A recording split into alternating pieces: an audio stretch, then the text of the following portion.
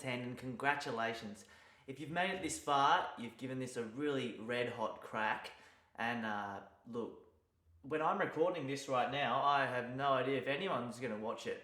So I'm really hoping that someone out there has got to this point, because I'm just giving it a crack, trying to sell this online, because with the COVID video, I lost a lot of my clients, everyone has to pull out, everyone's losing the money, whatever. I'm having to go at something new. And if you have got to the point where you're hearing me talk now, that means you've given it a red hot crack as well. And I really hope that you've learnt something new.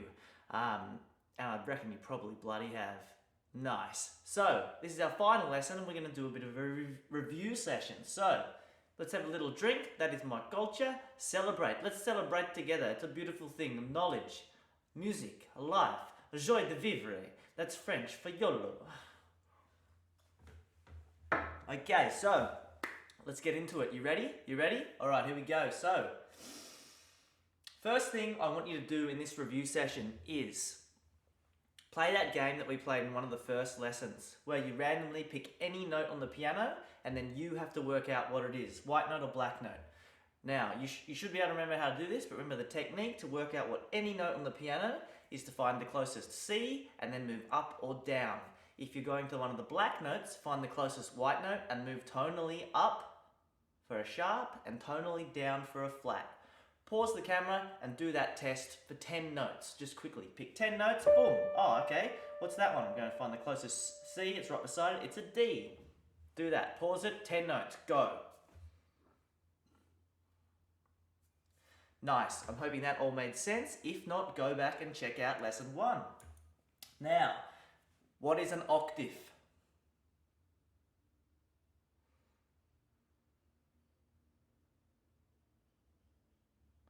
Hopefully you've had time to answer. An octave is the space from one note to the same note of a higher or lower pitch. Now that leads us to the next question. What's the difference between a semitone and a full tone?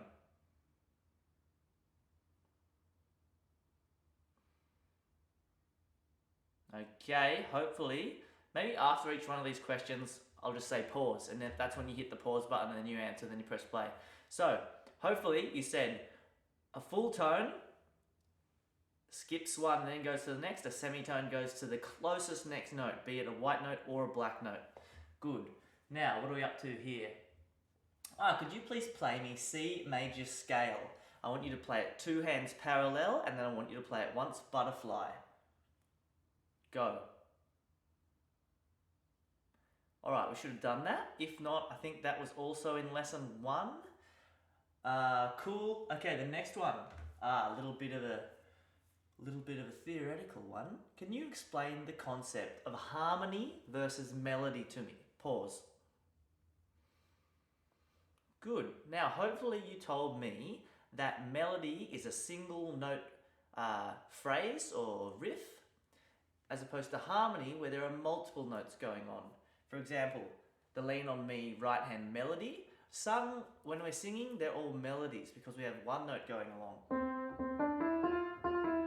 As opposed to the harmony, which is chords. Good, okay, just going over harmony versus melody. And our left hand is often the hand that plays harmony while the right hand plays melody. Not necessarily, you can also have your left hand playing bass lines and your right hand playing melodies.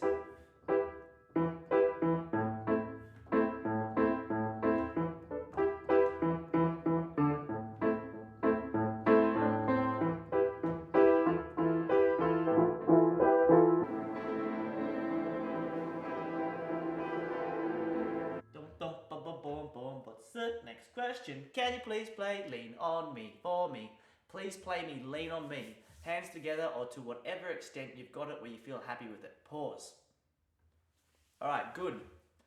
Hopefully you did that well and it's sounding nice, and you've added some singing, because everywhere we go we don't necessarily have a piano. We always have our voice and we always have our hands, so let's use them, even if it's just for you, even if it's not for anyone else. So, our next question. What is a triad chord? Pause. Alright, we've come back. Now, hopefully you told me that a triad chord is 3 notes played together. What All right, now we're going to go over some of our notes. So I want you to describe what a crotchet looks like to me and how long you hold down a crotchet. Pause. Hopefully you told me that a crotchet is a black circle with a stick and that you hold it down for 1 count. Now, what does a minim look like and how long do you hold it down? Pause. Hopefully you told me that a minim is a hollow circle with a stick and that you hold it down for 2. Now, what does a semibreve look like and how long do you hold it down for? Pause. Hopefully you told me that a semibreve is like a big fat oval and you hold it down for 4. And remember our clapping song, semi-breves go 1, 2, 3, 4, crotchets they go 1, 1, 1, 1, minims they go 1, 2, 1, 2, which brings us up to a quaver. What does a quaver look like? How long do you hold it down for? Pause. Good, hopefully you told me that a quaver is a black circle with a line and a little tail. If there's 2 quavers together, it's a black circle, a line, and then it comes down, they're linked. And a quaver goes for a half count. It's twice as fast as a crotchet. So it'll go quaver, crotchet, minim, semibreve, just doubling up. Nice. Now, if you put a dot beside a note, what effect does that have to it? Pause. Hopefully you told me that if you have a dot beside a note, you add half that note's time to the note. For example, if you have a dotted minim, a minim normally goes for 2. If you add half of 2 is 1, a dotted minim goes for 3. If you have a dotted semibreve, instead of going for 4, it'll go for 6. If you have a dotted crotchet, instead of going for 1, it'll go for 1.5. All right, hope that makes sense. Now, what are we up to? Okay. What does, when we're reading music on the musical staff and we have the treble clef and the bass clef, what does the treble clef represent? Pause. All right, good. Hopefully you told me that the treble clef represents the notes from middle C and above on the piano. And when I say above, we're always referring to tonally up the piano. And that's where we'll mostly use our right hand. We can be using our left hand up in the treble clef, but for the most part, that's our right hand section from middle C and above. Now, we're staying in the treble clef. There are 2 poems, the universal poems that everyone knows, which help us to remember the notes when they're written on the line and in the space. Could you please tell me both those poems? Pause.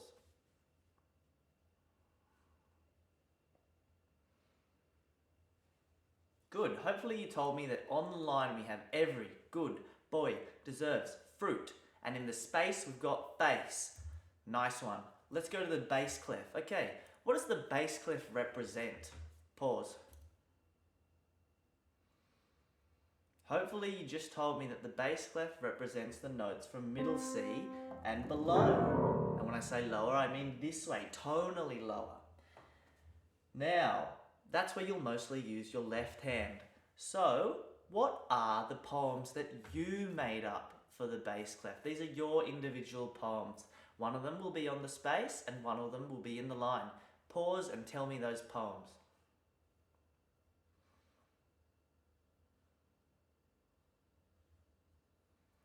Nice work. So hopefully you told me that in the space there's your poem which went A, C, E, G, and on the line a poem that started with G, B, D, F, A. So another way, instead of just hopping all over using the poems to find the notes when you're reading music, you can really drill into your head where the C's are, because we do that with finding notes anyway. You know, where's the C? And then up or down from that. So focus in your face. C is on the 3rd space, so memorize that. Drill that note in first, C, and then you can bounce from C up or down using the alphabet. Same thing in the bass clef, A, C, E, G. Memorize that that C is in the 2nd space of the bass clef. Just another little technique you can use when you're reading music. Okay, cool. Where are we up to in our questions? Okay, this is a bit of a tricky one, and it's totally okay if this doesn't make sense. Can you try to explain to me the concept of a key in music? Pause.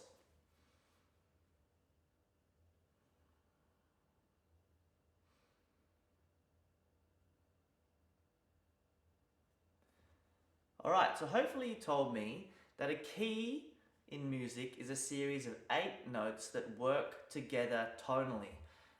It's okay if you didn't understand that. This is quite confusing, but basically the key which we have learnt to play some songs in and which we have learnt the scale for is C major. You now know how to play in the key of C. So that's all I want you to take away from that. And basically there's 12 notes on the piano, including all the whites and the blacks when they then repeat. And if you can know the major and minor key for them, that's most of the keys. There are other funky things going on. But basically, a key is 8 notes that tonally work together. Good, good, good, good, good, good, good, Ken. I hope you're talking to me, you know. When I say pause, that's your chance to start yelling at the computer. Because right now, I'm sitting in an empty room yelling at a camera and a microphone. It's pretty funny. Now, what are we going to do now? You're going to play me Stairway to Heaven. What if I bought it? Pause. Now, even, hopefully you were playing it hands together, but remember there's the sort of different variations. If you're just playing the melody, that's enough. I'm happy with that. Hopefully we're singing as well.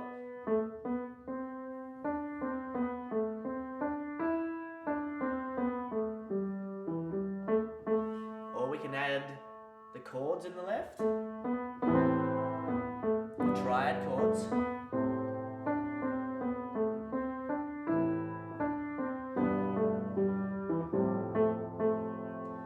Or we can add our 7th chords as straight chords. Or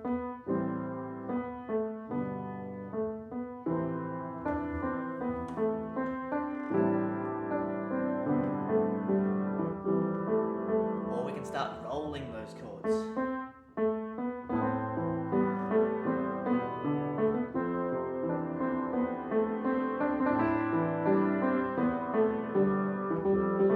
And then we can freestyle using those chords.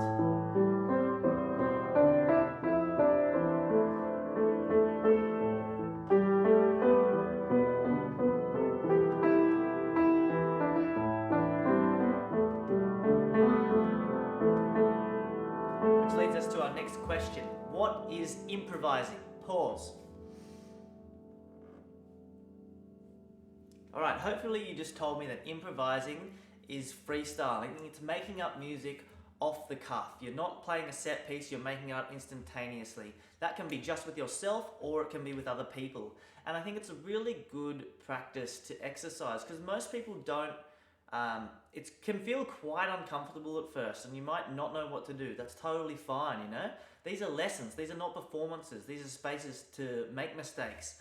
And you're going to make heaps, and I have so many times. For some reason it just popped into my mind when I was in a school band when I was 14 and I hadn't practiced at all and I made a lot of mistakes at a performance. It was pretty funny because I didn't care about band, I just wanted to freestyle. So that's not a reason to not practice your band songs, it's a reason to practice your improvising though. So that's what improvising is. It's freestyling, and the main thing I want you to take away is knowing whether or not you're in key. We already know C major. If you want to take some of my other courses, which I haven't even made yet, maybe I will, or you want to do private lessons with me, I can take you through other keys, other techniques of improvising. That's one of my specializations, and I like to then use that in digital music production because the music that I make for myself, under my artist name, which is Adrian Asher, is like techno, and R&B sort of style, and I use this as my bass. Actually, I'm going to put on YouTube a video about using the piano as a basis for electronic music production. So you can think about this end as you're making your bass lines. Here's your chords and harmonies, could be for guitars, could be for synthesizers, pads. Up here's your sung melodies and your synthesizers.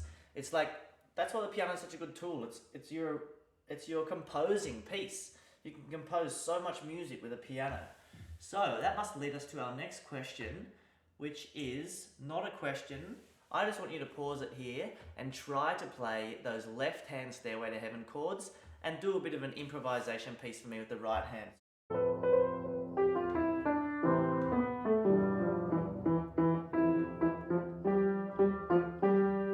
Your turn, go for it, pause.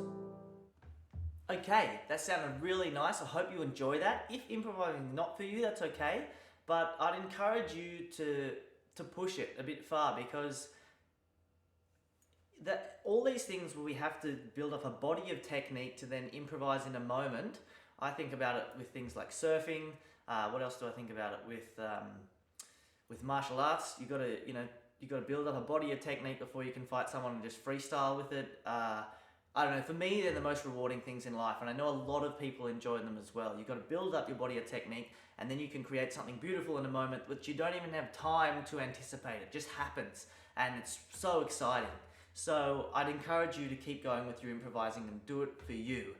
It's just for you. Music is for you, you know? It's really nice if you can bring something to someone else with it, but the main point of these lessons is learning music for your personal self-expression. So, alright. Awesome. That's 10 lessons down. I hope you've learned something and you've really enjoyed this. Some people were asking me, what's with the sunnies? And basically, I lived the first 12 years of my life in a cave with my grandma, and I saw the sun the first time when I was 12, and it basically blinded me. And that's partly why I'm a great piano player like Stevie Wonder and that guy who can play cards really well, because I can't see, and I'm almost constantly emitting a tiny sound like a sonar, which is why I can sense where the microphone and the camera is. And it's like a bit like a bat, because they were really my best friends for the first 12 years of my life. And someone said, you're trying to look like Salt Bay or something. And I said, mate, I'm Dingo Bay. I don't even know who Salt Bay is.